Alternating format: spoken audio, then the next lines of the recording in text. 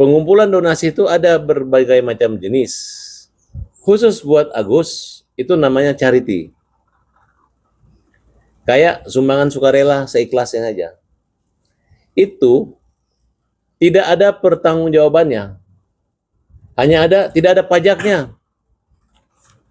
Kayak misalnya ada rekan-rekan artis yang sakit, ya Mas Didi. Kemudian untuk membeli obat, membayar rumah sakit, kumpullah kawan-kawan uang ini. Itu nggak perlu dilaporin ke dinas sosial. Pemahaman ini yang tidak dimiliki. Ketika awalnya mereka yakin itu semua charity, tiba-tiba ketika ribut dan tersinggung, dia bilang ini donasi dan harus, itulah mengatakan bahwa dia menakut-nakuti, mengancam, sehingga beralihlah dana charity itu kepada yayasan tersebut. Dengan ditakut-takuti semua. Padahal dia tidak menyadari. Dua kesalahannya, pertama melakukan donasi, yang kedua adalah melakukan pemindahan rekening charity tersebut ke dana yayasan.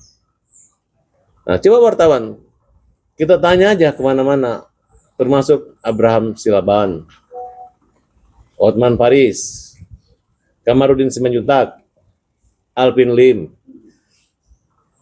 Tokoh-tokoh ini bukan mendukung Farhad Abbas, tapi menyatakan selama uang itu dikasih ke Agus, itu sudah sah milik Agus. Kalau kalian ambil dari rekening Agus sama dengan mencuri. Ya, itu.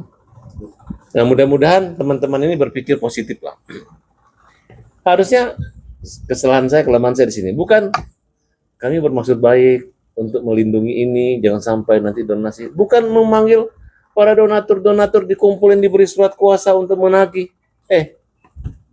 Dengan alasan paguyuban atau ada koordinatornya, nggak seperti itu. Janganlah mencari-cari pekerjaan seperti itu. Terutama pengacara-pengacara ini. Saya mau tahu, kalian ini jelas nggak organisasi advokatnya? Jelas nggak sekolah di mana kalian ini, tamatan di mana, mana foto kuliah dulu, mulai SD, SMA, ijazahnya saya mau lihat dulu. Jangan tiba-tiba tukang sulap dan pemain badut tiba-tiba jadi pengacara. Betul nggak? Siapa yang pemain sulap? Mungkin katanya ada pengacara yang sana dulu suka jadi pemain akrobat badut-badut apa tukang sulap. Saya dengar itu ada. Tiba-tiba sulap punya izin advokat gitu. Jangan tersinggung ya. Gitu. Tapi yang jelas kalau kalian mau masuk ke ranah pembelaan kami ketika menangani satu perkara itu tidak asal-asal pingin ngetop. Pertama saya menangani kasus Agus. Satu kalimat Farhad ditertawain satu dunia. Ketika ada Kamarudin Simanjuntak, saya mengatakan sudah berkurang satu orang. Tidak sedunia menertawain saya. Muncul ramai sampai hari ini.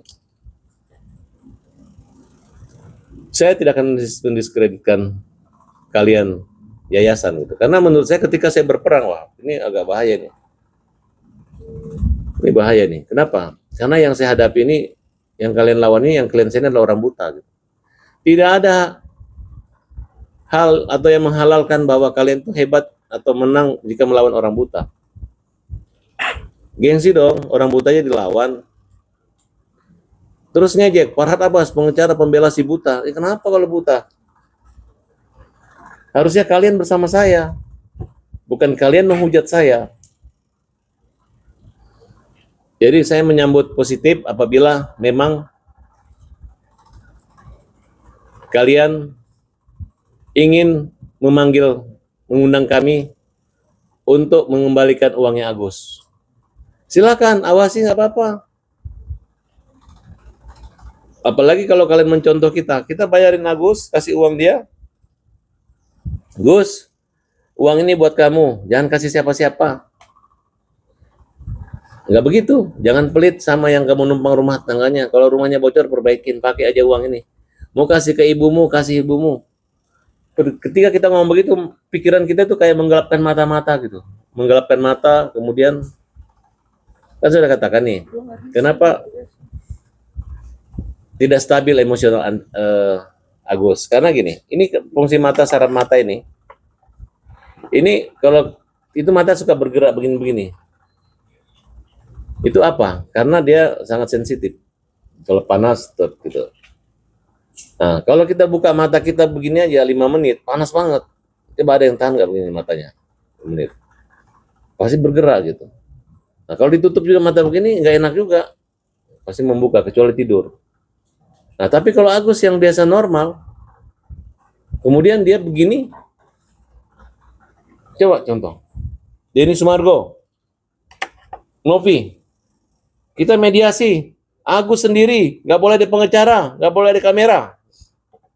Yang bener aja. Ini orang buta, orang sakit. Kalau perlu Agus di rumah sakit, biar kita yang datang, damaikan. Dia kan dalam kondisi, senyum. Dia kan dalam kondisi tidak normal gitu.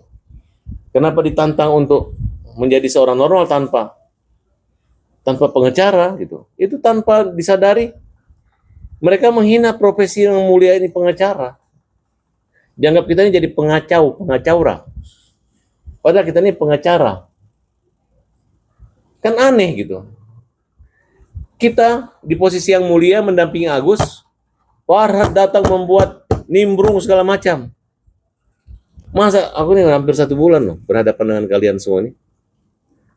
Saya tidak pernah melakukan sesuatu yang saya lakukan hari ini dalam urusan rumah sakit.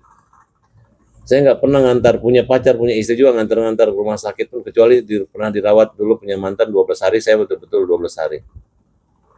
Siang malam saya jaga gitu, karena ya siapa lagi menjaga kalau bukan kita suami ya, waktu dulu. Nah sekarang kalau sudah ada kasus bapak saya juga sakit, kita ganti-gantian. Kemudian Agus, ya untung Agus orangnya ditemani Wawa dan anaknya Mital dan Ulan. Jadi Agus itu lupa kalau dia buta karena banyak sekali orang di sampingnya. Ambil air, ambil makanan, semua lengkap. Makanya saya bilang sama teman-teman, nanti kalau kita nyumbang jangan hanya nyumbang Agus ya, kasih juga Wawa uangnya. Wawa juga itu harus dikasih. Kenapa ya? Anggaplah dia dapat rezeki juga ya. Bukan hanya yang dapat di rumah orang buta, yang dapat rezekinya orang buta, orang yang tinggalin juga akan dapat rezeki. Bahkan kalau bisa Wawa dapat rezekinya lebih besar daripada Agus, karena dia menampung dan mau bersempit-sempit di situ. Buktinya apa? Wawa dapat AC, Agus juga dapat AC.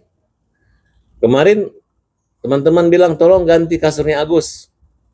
Wah, Agus bilang udah cukup ini. Yang lubang yang bocor itu adalah kasurnya Wawa. Udah kita ganti nanti.